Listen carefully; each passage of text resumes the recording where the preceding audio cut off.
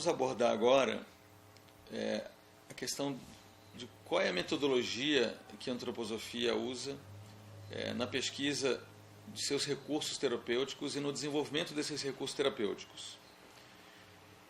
A ideia é que essas naturezas humanas que compõem o ser humano, essas 4 naturezas humanas, ou seja, a natureza mineral ligada à nossa estrutura física, a nossa natureza vegetativa ligada aos processos fisiológicos regenerativos, nossa natureza animal ligada aos nossos sentimentos e toda nossa capacidade de manter um tônus e nos movimentarmos, e a nossa natureza humana que coordena tudo isso e que traz uma identidade individual para cada um, ela se relaciona diretamente aos reinos da natureza. Então, no desenho terapêutico, podemos usar esses recursos, sejam minerais, vegetais ou animais, na elaboração de medicamentos. O processo, então, do desenvolvimento de medicamentos na antroposofia não vem da experimentação, como é feito, por exemplo, na homeopatia, mas vem da fenomenologia de Goethe. Goethe, que foi um artista e cientista que viveu entre 1749 e 1832, ou seja, bem na virada do século XVIII para o XIX, ele teve uma profunda carreira na área científica que não foi muito conhecida, mas que Rudolf Steiner organizou esse material do trabalho científico de Goethe em Weimar e valorizou de tal maneira essa metodologia que Goethe usava na observação da natureza e no conhecimento, no desenvolvimento de uma visão mais profunda da natureza, como base metodológica para a antroposofia. É tão importante essa valorização que o centro vamos dizer assim, da antroposofia na Suíça tem um prédio chamado Goetheano em homenagem a Goethe. Uma das coisas mais importantes que o Goethe desenvolveu foi uma visão sintética, diferente de uma visão analítica no estudo da natureza. Enquanto em sua época estava se preocupando, a ciência estava se preocupando em cortar a matéria em partes, cortar o corpo em partes, estava se desenvolvendo a anatomia, estava se desenvolvendo o caminho de separar o fenômeno em partes, o Goethe estava preocupado em, pelo contrário, em fazer um estudo comparativo, comparando diferentes áreas de conhecimento e comparando partes de um organismo. A coisa vai muito longe, por exemplo, quando Goethe observa as florestas perto do Equador, em que as copas são muito proeminentes, comparando com a região perto dos polos, em que a gente tem as florestas de tundra, que são feitas de líquens, parecem raízes, ele começou a perceber que entre o Equador e polos podemos enxergar uma grande árvore, unificando todas as florestas do hemisfério sul e do hemisfério norte, em que o tronco é feito pelo cinturão de coníferas.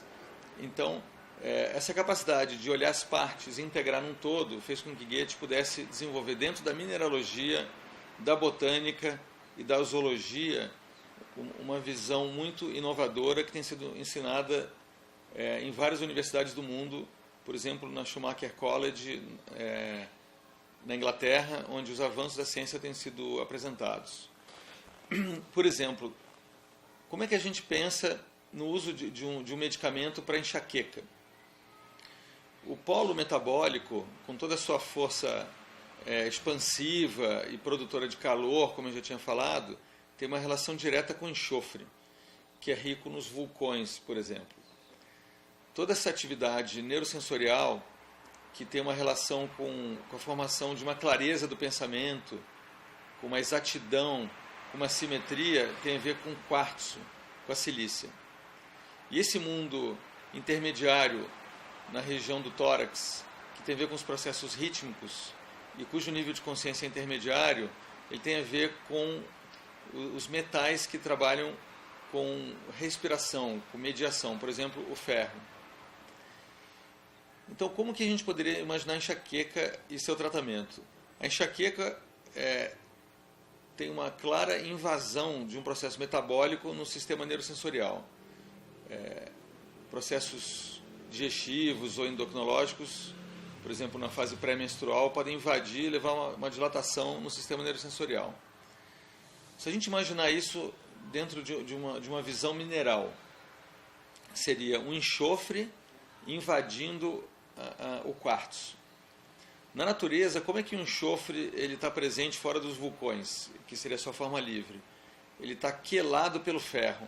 Esse ferro que faz esse meio do caminho ligado ao sistema rítmico, ele na natureza ele se encontra na forma de pirita, que é uma rocha numa forma quase um cubo perfeito, que é sulfeto de ferro, que guarda o enxofre dentro unido ao ferro. Se a gente desenhar um medicamento que você possa usar uma pirita com quartzo, integrá-lo, você tem um medicamento maravilhoso, que é o ferrum silícia, que pode ser usado, e a gente tem uma experiência larga na antroposofia para modular a enxaqueca no sentido de evitar crises e diminuir a intensidade das crises. Então seria um exemplo. Então aqui a gente tem, por exemplo, um quartzo. Ele representa essas forças cristalinas, claras, do sistema neurosensorial. Aqui seria um outro exemplo do quartzo. Muito exato, muito afiado, muito claro. O sistema rítmico que está ligado ao ferro também pode ser relacionado à mica. A mica é uma rocha que ela se apresenta em forma de lâminas, várias camadas rítmicas. E uma rocha que é rica em enxofre é o feldspato, que seria essa rocha um pouco mais opaca. Se a gente juntar o feldspato, a mica e o quartzo, a gente vai ter uma rocha que é a rocha primordial que Goethe estudou muito, que é o granito. O granito é uma junção de micropartículas de mica, feldspato e quartzo. Portanto, dentro de uma visão fenomenológica, tanto a gente pode começar a relacionar elementos da natureza com o corpo humano e com a fisiologia humana, como podemos aplicá-lo na terapêutica. Quando a gente parte desse mundo mineral em direção ao mundo vegetal, a gente pode dizer que a gente está saindo do âmbito da raiz, que a raiz é mais sólida, para o âmbito da folha, em que existe um processo de intensa capacidade regenerativa. Então, nas folhas verdes, a gente passa de uma dimensão de raiz que é mais unidimensional, feita de linhas, para uma dimensão bidimensional, feita de folhas. E quando a gente caminha para cima na planta, a gente vai chegar numa região superior, em que ela abandona a bidimensionalidade, entra na tridimensionalidade e se colore, a região das flores. Aqui a gente tem já uma interferência do mundo animal, uma vez que todo o perfume das plantas correspondem a ferormônios, existe um diálogo constante entre o mundo animal, insetos e os ventos com esse mundo das flores. As flores já nos transmitem sentimentos, diferente da folha e da raiz. Quando alguém quer presentear uma outra pessoa demonstrando sentimento, ela em geral não escolhe raízes, nem caules, nem folhas. Escolhe flores. Isso mostra que a natureza da flor é diferente. A natureza da flor já entra em contato com esse outro reino, que é o reino dos animais. Isso aqui é uma pena de uma ave que tem características cromáticas já bem diferentes, tem uma leveza. Então, podemos usar vários recursos. Por exemplo, quando a gente pensa em recursos de uso de animais no ser humano, a gente pode usar, por exemplo, a sabedoria da abelha. O medicamento Apis, que pode ser usado em outras racionalidades médicas, quando a gente usa na medicina antroposófica, depende primeiro de uma visão do que a gente tem sobre a abelha e a colmeia. A colmeia é uma estrutura que vive sempre mantendo uma temperatura ao redor de 37 graus. Então, a abelha e a colmeia são mestras da capacidade de manter a temperatura, da homeotermia. Quando que a gente poderia indicar Apis para o paciente? Numa situação em que a pessoa tem uma hipotermia, ou seja, uma baixa de temperatura, que precisa subir para 37 graus, ou também num caso de febre, 38 ou acima de 38, quando você precisa baixar a febre para 37. Então você dá APIS e o APIS modula a temperatura do corpo humano. Então esse é um exemplo fenomenológico de como que a gente usa essa metodologia no emprego de medicamentos e numa visão antroposófica dos medicamentos. No caso das plantas, a gente pode dar aqui um exemplo da cavalinha. A cavalinha é uma planta muito primitiva, é quase considerado um fóssil vivo, porque é uma das plantas mais antigas da Terra. Na época em que ela se desenvolveu no planeta, ela tinha mais ou menos 30 metros de altura. Hoje ela tem 30 centímetros, ou pode chegar até poucos metros. E a cavalinha tem como característica ela ser cilíndrica, oca, ou seja, ela tem ar dentro. As folhas ficam nos segmentos entre os cilindros e ela vive em pântanos, ricos em enxofre. Se a gente olha com uma lupa a região dos nós entre os cilindros, onde tem as folhas, você vê que a cavalinha ela elimina cristais de sílica, ou seja, de quartzo. É como se ela eliminasse os cristais num ambiente rico em enxofre. Esse é o ambiente típico da cavalinha. Se a gente for pensar em termos de função da cavalinha, para que ela seria indicada? Vamos pensar no nosso corpo humano, que órgão é esse que lida com enxofre, que lida com nitrogênio e que elimina sais pelo organismo e que está ligado ao elemento ar? Seria o rim. O rim é um órgão que faz uma excreção de sais, ele lida com o balanço nitrogenado do organismo e ele percebe a atmosfera. Se, por exemplo, nós formos para uma região de alta altitude, por exemplo, Machu Picchu, depois de um mês a gente se equilibrou, se adaptou. O que significa essa adaptação? E quem fez essa adaptação no nosso corpo? Foi o rim. O rim percebe a baixa de oxigênio, ou seja, ele tem receptores para a atmosfera, ele produz um hormônio chamado eritropoetina, que vai estimular a medula óssea, ou seja, o centro dos ossos a produzir sangue. Depois do mês a gente está adaptado, ou seja, quem lida com esse ambiente atmosférico é o nosso rim.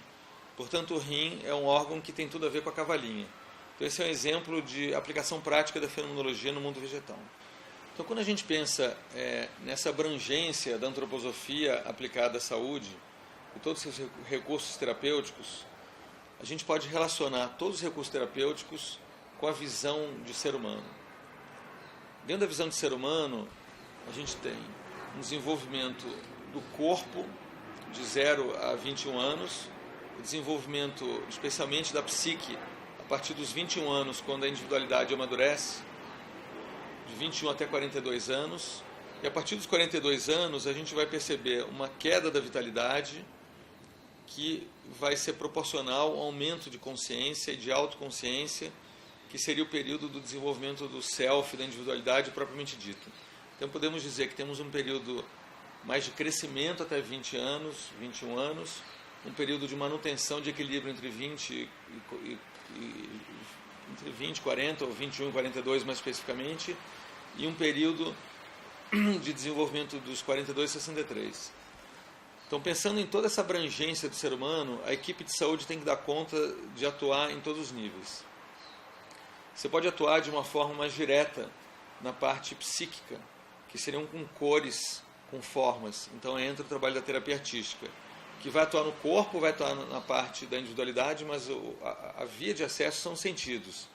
Então a gente pode usar desde o trabalho da escultura em pedra, escultura em madeira, modelagem em argila, passando pelos desenhos de formas, que é um tipo de técnica da terapia artística, passando pelas cores, em geral com água, que é aquarela, até chegar na sutileza da musicoterapia, depois chegar na cantoterapia, ou seja, você pode usar toda a gama de artes para atingir diretamente como forma de acesso à psique, à alma humana. Também existe dentro dessa área a psicoterapia antroposófica, que vai trabalhar com a percepção dos sentimentos, das vontades, dos pensamentos e trabalhar com todos os traumas, mas dentro de uma perspectiva em que se insira a visão existencial da individualidade no cenário da psique. Para trabalhar diretamente na questão da autoconsciência, existe o trabalho do aconselhamento biográfico, que vai exigir do paciente ou do usuário um certo grau de maturidade e um certo grau de equilíbrio emocional para ele poder olhar sua vida e não entrar tanto em processos de sentimentos que o abalem demais. Então ele tem que estar minimamente equilibrado para poder fazer um aconselhamento biográfico. Existe todo um trabalho em que o paciente não precisa estar tão acordado e tão consciente. Seria no momento que ele recebe o medicamento. O paciente está com uma pneumonia ou está com uma diarreia, ele não vai precisar passar por todos esses processos conscientes, ele vai simplesmente tomar uma medicação. Então, por exemplo, para diarreia a gente usa uma composição em que tem carvão vegetal com camomila e outras plantas para equilibrar o intestino numa fase aguda. Ou numa presença de muita secreção, a gente pode usar medicamentos que contêm briônia, cuja raiz tem esse efeito adstringente de puxar muito os líquidos, isso vai ter um efeito interessante nas secreções. Além das medicações que vai exigir a parceria do farmacêutico antroposófico com o médico antroposófico, a gente tem toda a área, por exemplo, das terapias externas, que são conduzidas em geral pela enfermagem antroposófica e pela fisioterapia. Temos o trabalho da quirofonética, que vai trabalhar com movimento no paciente deitado. Geralmente são execuções de movimentos que lembram o movimento dos fonemas que acontece na laringe, só que são aplicados nas costas dos pacientes, que é chamado quirofonética. Temos o trabalho usado na pedagogia em dificuldade de aprendizado, chamado extra lesson, que é uma metodologia dentro da psicopedagogia. Temos o trabalho do movimento, que foi desenvolvido pelo Rudolf Steiner, que se chama euritmia. Na euritmia, você pode usar vários tipos de forças que são impressas através do movimento, e o paciente pode receber isso passivamente, acamado, ou pode fazer junto com o terapeuta. Ou seja, existem várias formas terapêuticas que a gente pode usar na antroposofia, que vão atuar no ser humano como um todo, mas o acesso pode ser via corpo, via diretamente os sentidos ou via autoconsciência. Então esse é o universo dos recursos terapêuticos que a gente usa na antroposofia aplicada à saúde. Então, como entender o ser humano como um microcosmos relacionado ao macrocosmos? Então a gente pode dizer que existem várias dimensões desse macrocosmos. Se a gente relacionar primeiro todos os ossos do nosso corpo, que são feitos basicamente de calcário, carbonato de cálcio, mas um pouco de fosfato de cálcio também, com todas as montanhas de calcário da Terra, a gente está expandindo a visão de corpo humano para a relação de montanhas com os nossos ossos. Se relacionarmos todas as funções vegetativas do ser humano, que são mais intensas durante a atividade de sono, com a vegetação da Terra, então a gente vai ver que toda a vegetação do planeta Terra está ligada ao nosso corpo. E quando a gente quer entrar em estado regenerativo, vegetativo, é só a gente ir para uma floresta e para um ambiente de muitas folhas. Quando a gente olha todo o nosso mundo animal, nossa raiva, nossa alegria, a gente vê cores dentro da nossa psique, a gente pode relacionar o ser humano com o animal. Tem pessoas que são mais leões, pessoas que são mais lobos solitários, então todo esse lado da psique ela está relacionada ao mundo animal e a toda a zoologia que existe no planeta Terra.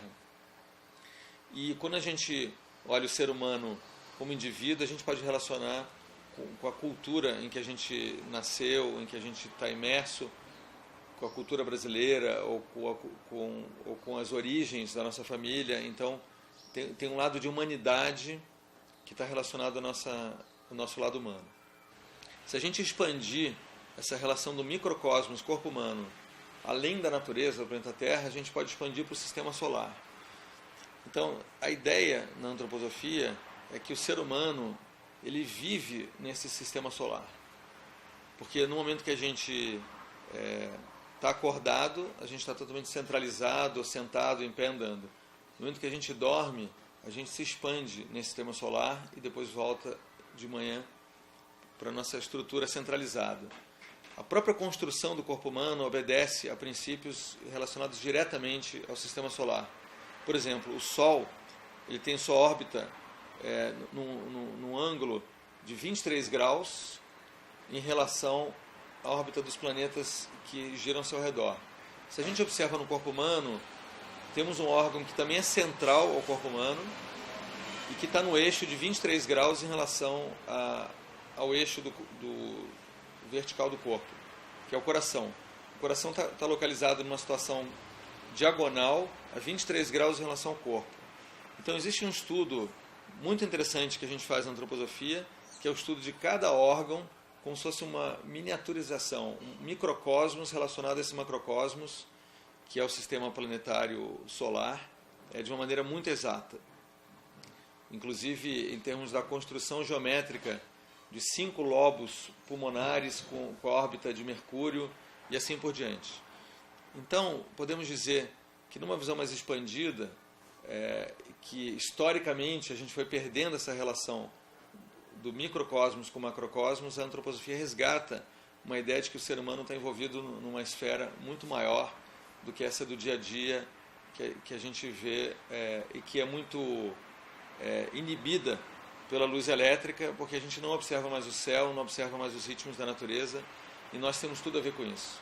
Nosso sistema metabólico ele pode ser relacionado ao verão, nosso sistema neurosensorial pode ser relacionado ao inverno, e nosso sistema de saúde podemos relacionar com a primavera e outono. Se olharmos as 4 estações do ano, a gente pode ver que no inverno a gente tem um processo mais patológico da Terra de esfriamento, no verão a gente tem um processo patológico de hiperaquecimento, e no outono, na primavera, a gente tem um equilíbrio nessas estações. Da mesma forma, o ser humano vive nesse ciclo da natureza. Então, essa é uma visão um pouco mais ampliada e que pode permitir dicas muito práticas. Por exemplo, se um indivíduo precisa tirar férias e precisa se revitalizar, você vai indicar ele para um ambiente vegetativo de água doce. Então, para um lugar de montanha, um lugar que tem água doce. Se o indivíduo precisa se animar, porque ele está desanimado, não é questão de vitalizar, é animar, você não vai mandar ele para a montanha, vai mandar ele para a praia, onde tem uma água salgada, existe pouca vitalidade na praia, mas existe muito sol, muito sal, muito iodo e muito ânimo. Então, receita para as férias. Começa primeiro na praia para desestressar, porque a água do mar é um grande banho de sal grosso. Você anima e desestressa, depois você se revitaliza na montanha. Se fizer o contrário, pode dar herpes. Então essa é a dica da medicina antroposófica.